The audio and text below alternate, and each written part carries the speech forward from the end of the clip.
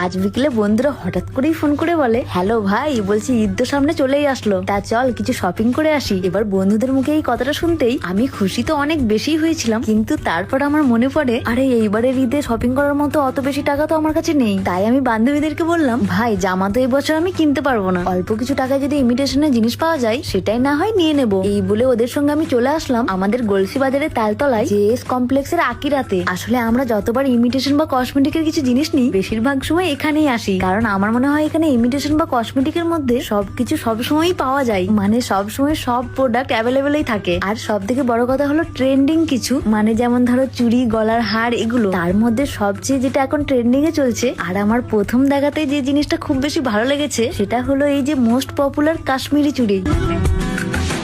মানে বললে বিশ্বাস করবে না, এই চুড়িটা আমার এত বেশি পছন্দ হয়েছিল যে আমি থাকতে না পেরে স্টোরি পর্যন্ত দিয়েছিলাম, আর লিখেও ছিলাম যে কেউ তো একজন কিনে